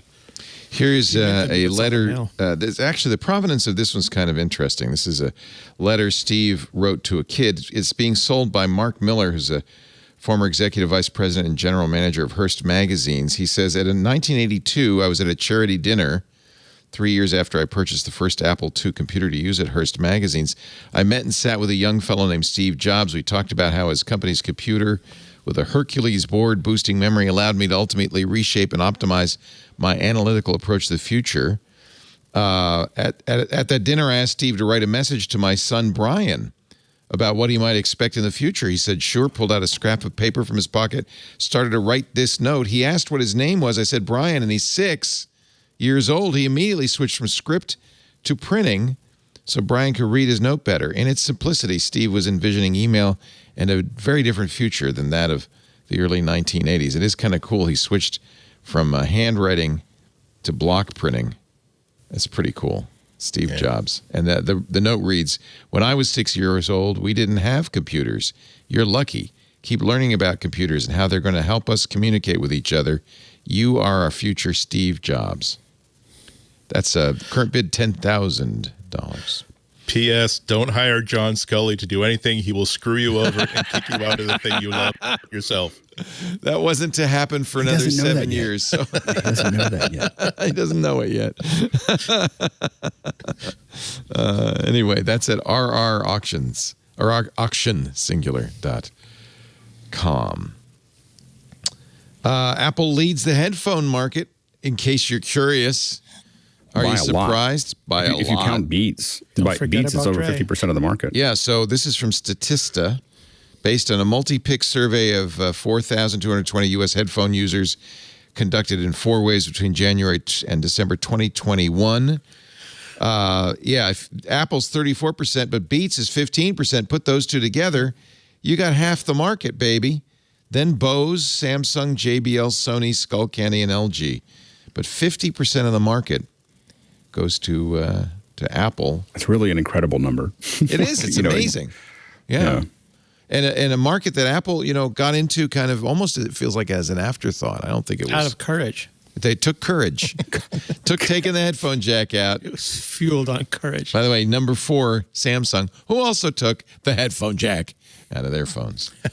all in order to sell Bluetooth. Did they bury all headphones. those headphone jacks in the wilderness with Atari cartridges? What happened to all those headphones? I still have them. I still have I still have headphone adapters for my I headphones. just bought, because I'm getting the Samsung Galaxy 22 Ultra, and I realized, I need an adapter for my headphones. You And can fit a stylus, but not a jack? yeah, isn't that wild? All my headphones now have the little adapter on the end of them because I tried to keep one or two around. I kept on losing them. I was like, no. I just put them on the end of all of them. And So I did a little research, actually, and I found this should work. I don't know if it'll work with the Apple phone. And the Apple jack will work with the Samsung, I'm told. You need a DAC in it, it turns out. But this is from a company called JSAUX, and I saw a recommendation for this, and I think it's a good idea. This one allows you to plug in headphones and power it. So that's pretty cool. Of course, it's Type-C, obviously. It's not a Lightning adapter. But the price went up since I bought it, by the way. I must have set something off. I bought a couple of them because I figured, this is a good thing to have lying around the house. And I can use it with my iPad, too, which doesn't have a headphone jack either. That iPhone 6 Plus had a vintage headphone jack, Leo. That iPhone 6 Plus had a vintage headphone jack. You're right. What was the last iPhone that had the headphone jack? iPhone 6S. 6S Plus. And the original SE.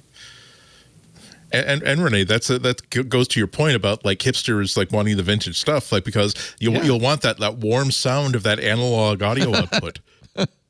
Well, it's got to plug into your turntable. Okay, you guys. All right. Anything else that we have neglected to mention? There's a weird rumor today, Leo, that I don't know how much stock to put into it because it's such an outlier. Yeah. That we will be getting an M2 MacBook Pro at the event, but it's going to be in the same enclosure with the touch bar and everything. And that would just, I don't know how I would mentally parse that if that happened. Yeah. I'm going to call BS on that one. That makes no sense at all. But it has been has it been a year? When did they announce the first M1s? Was it spring of last year? November of 2020. November 2020. So it has been a year for the 13s, more than a year. Yeah. Interesting. The Air gets that Saxony redesign, and this doesn't even get the new MacBook Pro enclosure. I'm just going to feel bad. I'm going to feel really sad for This it. was published by Mac Rumors, but I'm going to call BS because not only does it have the same design as the 13-inch MacBook Pro, it has the touch bar. Yes. Why doom developers to another year of touch bar support? There's no That's way. just cruel. If they do this, that's a head scratcher. That makes no sense. I'd be okay with the touch bar as long as I could turn it off. Like the number one thing it does is I just hit it by accident all the time. Yeah. This lines up, though, according to Mac Rumors, with a Digitimes report from last week saying Apple will launch its first MacBook Pro with an M2 at its spring event. So, but the old design, The least exciting M2 possible for them to launch. Yeah. Strategically it seems to counterintuitive. Which is why they're going to do it. Like I just right now, it makes no sense. Then of course they're doing it. No, I know what you're doing, Renee. You're just hedging your bets in case, it's they funny. do. We were talking about this earlier on Office Hours or After Hours. I can't remember which, but we were talking about the fact that trust. Like the fact that we have different levels of trust with different products that Apple puts out. Like if Apple said September 1, we're releasing 3 phones. We won't tell you anything about them, but they're small, medium, large. And if you want to order it right now, you'll be in the front of the line. They'd sell 20, 30 million, of them right there, like without sight unseen, because we just know the phone will be better than it was the last time.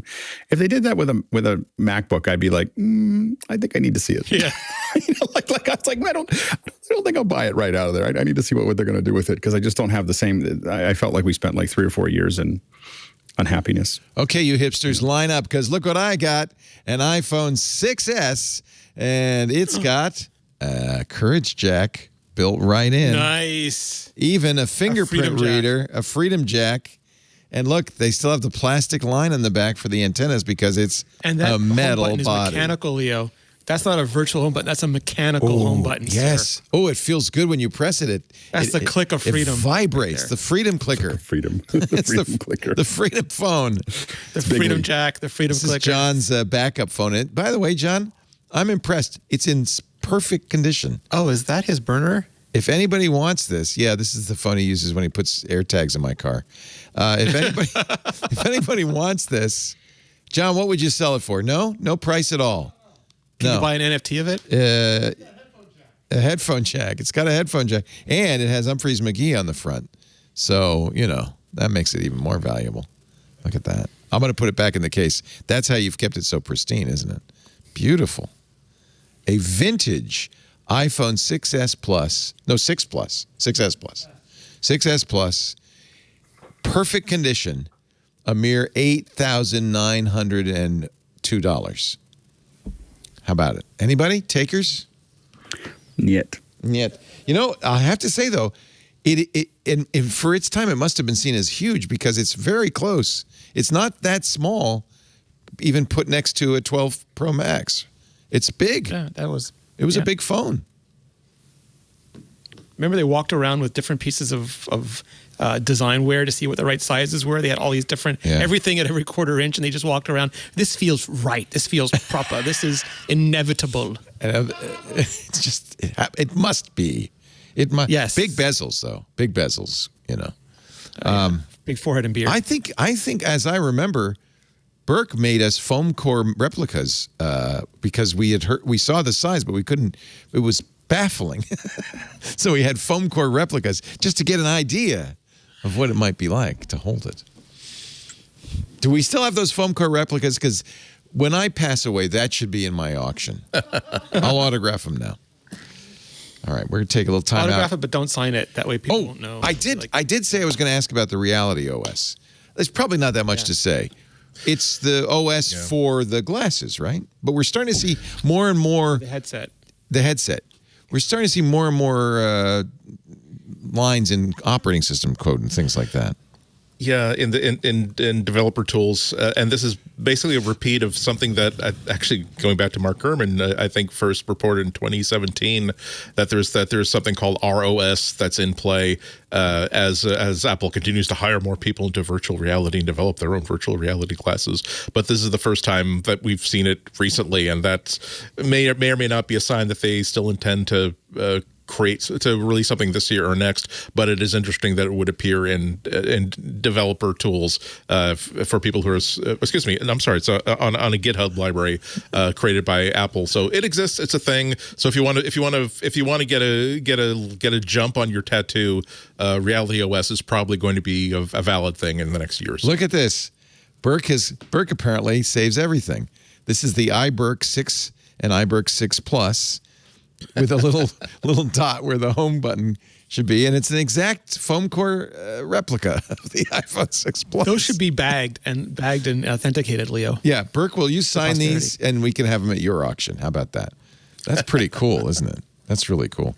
Apple's Reality OS has surfaced in GitHub commits, but also in App Store logs, which sounds to me like there's an actual device out there identifying itself. Yes. If you see it in the logs, they got to be testing something's being tested. But that doesn't. I mean, that can be a prototype for years. Rens Verhoeven tweets: "What is Apple's Reality OS doing in the App Store upload logs? AR VR confirmed? ? So, and here's the picture. Well, I don't think we have any doubt that there's an AR device coming. I think it's just a matter of when. com.apple.platform.realityOS. Yeah. No information. They'll look at architecture blank, product type blank, support level unsupported, compiled code required. Yeah. Interesting, though. That's interesting. So, yeah, we're getting Maybe getting close. I don't know. I hope so. I need something, Leo. Yeah. If been a long Target, 2 years. here's some source code. This is interesting too, from GitHub.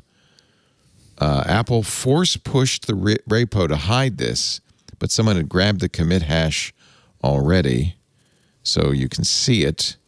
Here it is. If target_feature_reality OS. And then it says, allow iOS executables to use Reality OS dynamic libraries. Ooh. Allow iOS sim executables to use Reality OS sim dynamic libraries. Ooh. So, and Apple, Apple, of course, the best thing Apple could have done is ignore it. But instead, Apple immediately deleted it, which tells you, ooh. Yeah. If you, I see this all the time when you're on TV and somebody accidentally walks into the shot, and instead of just keeping walking, they go, whoo, and they duck and they scurry out. It's like you're just calling attention to it. Just keep walking. You're making it worse. Just keep walking, Apple. Yep. That's why our advice to like all those people in 3rd and 4th grade. It's you're gonna accidentally call your teacher mommy at some point. Just pretend like it never happened, and then when someone says, "You just call me," say, "Mrs. Bellissimo, I'm sorry. What did you hear me say?" Exactly. Just keep just deny even it. Keel. People will deny their own senses if you simply stick to your guns. Just deny it. Deny. All right, get ready. It's time for the picks of the week. Coming up next as MacBreak Weekly continues. I think I'll start with Renee this week for our picks of the week. Renee?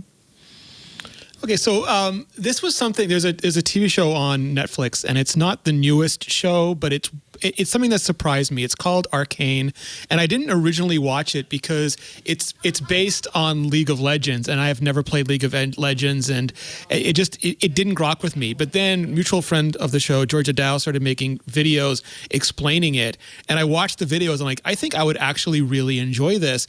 And so after I'd watched a couple of the videos, I went back and watched it.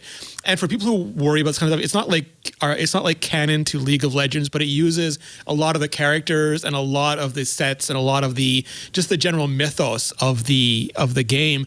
But it is what attracted me. It is just so beautifully done. It's not computer animated in an era where even Disney is just like, they're making fun in the latest Chippendales trailer about how their characters all got these CGI upgrades over the years.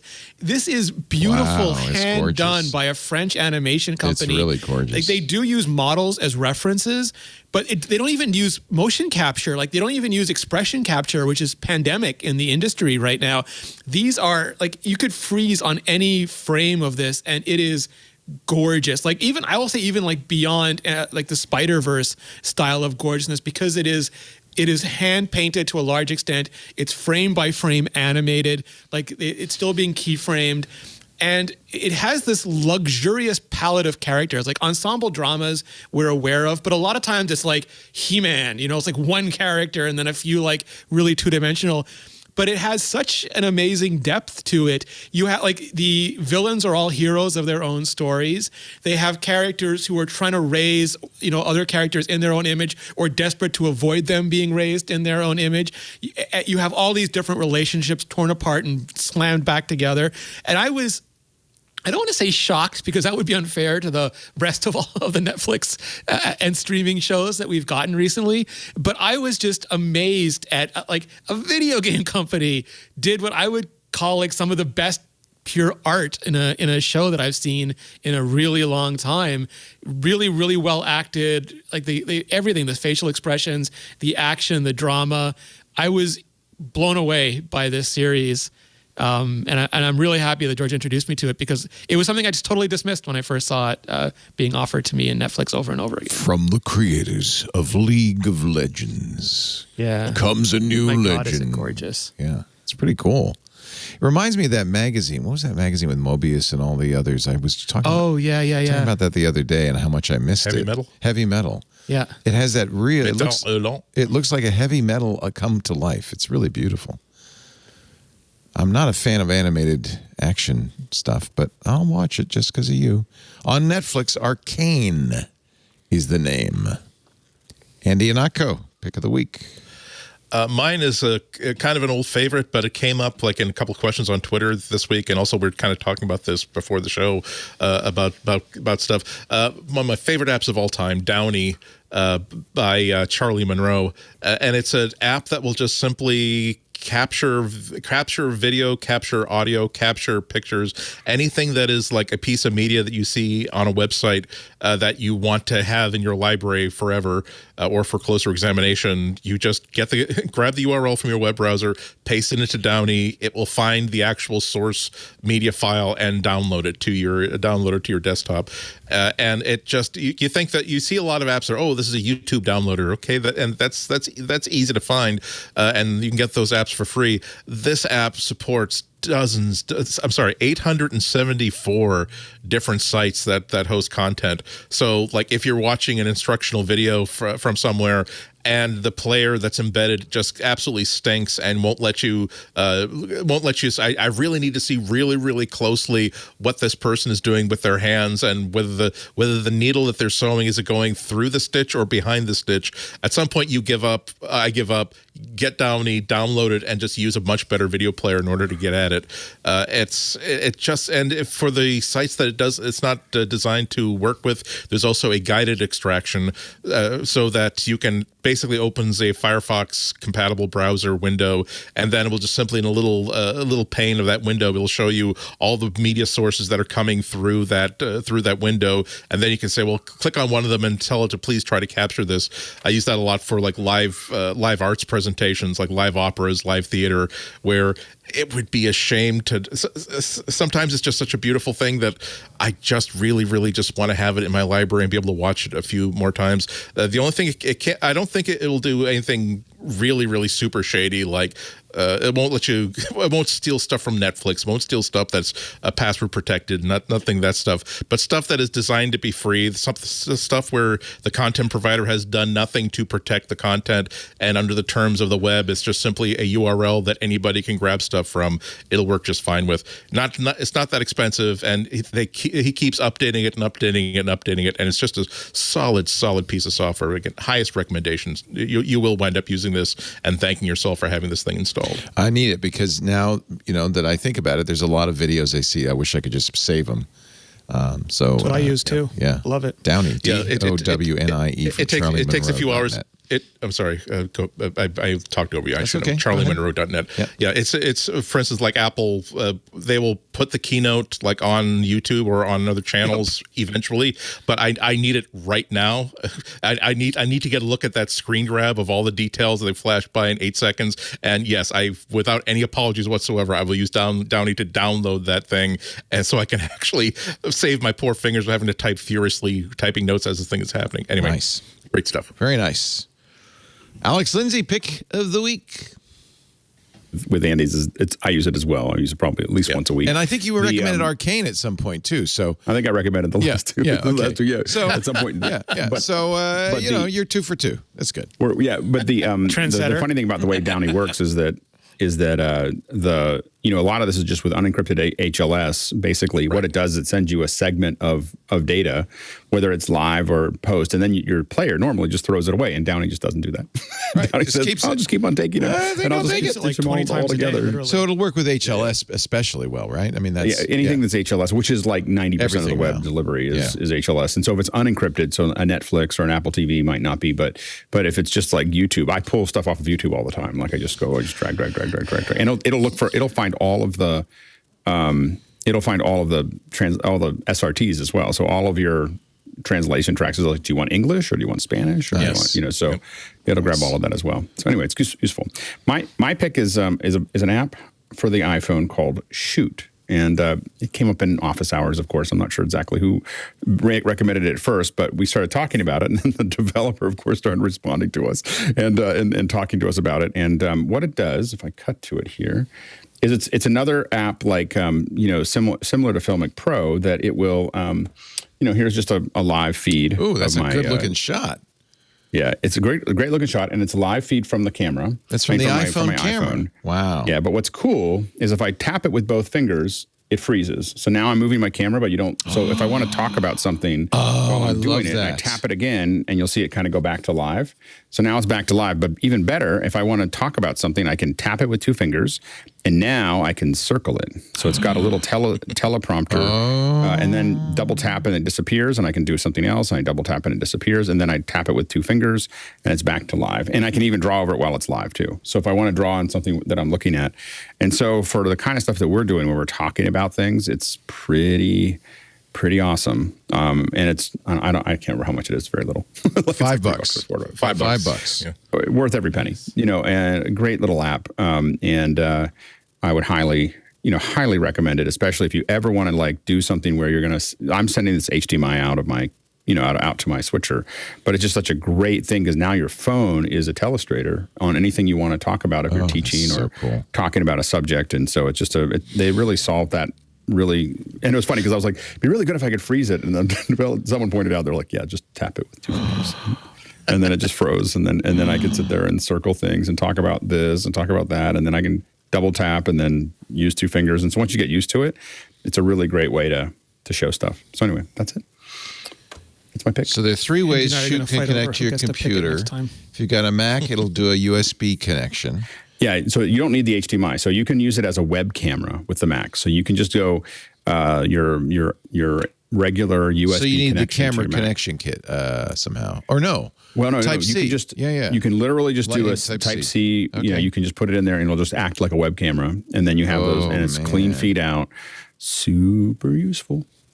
I was looking at the user comments, and check me on this. The user comments were saying that you can even use things like blurring the background based on the camera feature, things like cinematic mode based on the iOS feature. Is that true? I don't know. I haven't gone that far. I got into it like a week ago, and I've just been like, "This is amazing." I just bought it. I got to pick. I was like yes, last week. I was like, I got to pick. Here's a little hint, though. So, turn off notifications while you're using it because it doesn't block those. That could be embarrassing. Awkward. Shoot. Now, you got to search for Shoot Pro webcam, I found, to really find it. Shoot Pro webcam for Mac and PC. It's iOS app for iPad, iPhone, and Apple Watch, apparently. I'm not sure how that works. And it can also work with eCam or OBS or Zoom or anything else that will understand a USB camera. So Yep. So it just shows up like webcam. That's cool. So this eCam does that too, but on the Mac side. This is on your phone. It's on your phone. So you're sitting there looking at your thing and circling things. And I love for me, that it's just feature. The fact that I could telestrate. I didn't look at the other features as much. I was just like, I can look at and I think it has a couple different settings, so you can have different zoom settings. It has shutter speed, EV offset, white balance presets. Yeah. The premium version unlocks mic over HDMI or eCam USB, and the pause and the save images. That's part of the new version 3.0. That's really cool. That's the big one, yeah. Grids, draw on top of live video with a virtual whiteboard. Wow. Yeah. Wow. Well done. Oh, it works with cinematic mode. Oh. Very nice. So for $5, it's a great. All he is good. You're spending my money. I bought the Downey. I bought the Arcane. Well, that was free because I have Netflix. And now I'm getting Shoot Pro webcam. Thank you, Alex. What's going on in office hours these days? Well, we had a great Super Bowl. We watched the Super Bowl in after hours, but there was no audio, and we didn't talk about the game at all. All we talked about was the graphics and the commercials. Oh man, what was I thinking? I should have thought of that. I could have gone to office hours and that would have been fun. It was the geekiest football game. And we're like circling things like, do you see what they did with the edge there? Oh yeah, I see that. And I think that we decided that the stingers that they're using are about 15 frames too short. Like we were like talking about this, like there was a lot of discussion about it. And so it was like 100 people sitting there, or 90 or 100 people sitting there, like watching from all over the world, talking about that. And so anyway, so we're wrapping up a little bit of that. We have so we've got today. You did Super Bowl ads, which I'd like to watch too. And it kind of devolved. It devolved into just general talking about the future of the ad business. And then tomorrow we'll talk about those graphics that we saw on Sunday around the Super Bowl. And then we have Blair Anderson, who's a metalsmith. She's going to talk, but she does a lot online, and she teaches metalsmith. So it's very different. And we're going to go back to analog, or a little bit of analog on Thursday, and then. Our new 2.0 is almost done, so we're talking about that. And then we're talking about accessibility in the classroom on Saturday. So it's still, as always, busy week. Lots of stuff. Officehours.global, and if you want to hire Alex to do your next streaming video, 090.media. Oh, look at all this stuff you do. God, it's amazing. A lot of fun. Yeah, really, really cool. Oh, by the way, that one, I think I talked about that one. That was a low latency, the one you just scrolled to, right? If you go fairplay.io under highlights. Yeah. Oh my gosh, that's such a great episode. If anyone. Oh yeah, you talked about that a couple of weeks ago. Yeah. Farplay.io. Yeah. Dan Tepfer. Nice. Yeah, Farplay. So you guys could be musicians together. Just watching him do it. Like he has a piano that accompanies you. So while he starts playing, the piano starts playing something with it. Like that he sets up the rules for how the piano plays with him as he plays. So he's moving some of the keys and it's moving other keys. Yeah, it's really. And then he has it visualized. It like has a graphic. Some sort of weird player piano he's got. You got it. Yeah, it is a crazy. I think it's a Yamaha piano. Computerized. That it's an episode that's really worth watching because it's just he just kind of blew our mind like every 10 minutes. I am definitely going to watch that. Yeah. Andy Iannacco, WGBH in Boston. When are you going to be on next? My usual time, Friday at 12:30 p.m. Eastern Time. Go to WGBHnews.org live or later in order to listen to it. Excellent. And the Iannacco Project? Now I'm hung up on monetization. It's a typical business head. Like first I created the content for it, then I created like the site for it. And now, before I actually release it, let's think about how we can actually like get people to pay me for this. And so I'm stuck on that. So welcome to this is why I'm living this fabulous lifestyle that you see around me. Always monetization always comes last. Yeah. Step 3, profit. Yeah. Maybe people will just like email me and ask, say, I'm really enjoying all this content. Is it possible for me to maybe mail you a cashier's check or something? There you go. But that's a good on the off chance that that's not going to work, perhaps there should be, I don't know, like a Substack or perhaps a Patreon or a Coffee Me or whatever. You just have to watch. I bet you there's somebody that it's like $60 million in a bank and they're ready to give it to you. Absolutely. To do this. I'll take it. Yeah, I'll take it. Put your Bitcoin wallet QR code up on the screen every once in a while. That's all it takes. You know what? I've got like this is what I use to like clean my lenses here. I can make that an NFT. Just mint every content as an NFT. Everything's an NFT. Still got some of the candles from that cake like 5 weeks ago. That could be. That's good. We could put that right on the blockchain. You have to put it nicely on the table and then take a picture. Yeah. That's the NFT right there. You never have to mail anything. Just it's all digital. The point is that I do have like a rollaway suitcase about yay big, one of those nice big Pelican cases. I'm willing to like open it up and have someone fill it with money, and then I'll just close and be on my way. If someone is amenable to that, that's perfectly fine by me. Renee Ritchie, youtube.com/Renee Ritchie. All of the deets about the March 22 event. Working on it. All of the info on the M1 versus M2 debate. Thoughtful Apple reviews and analysis, and now with animation. Check it out. Learning. Never too old, never too dumb to learn. And always keep working. And always with a great facial expression. And that's why we love you. That's why we got to. I mean, I learned from the magazine industry. They've been doing this for centuries. Yep. Yeah. Anything else you want to plug, Renee?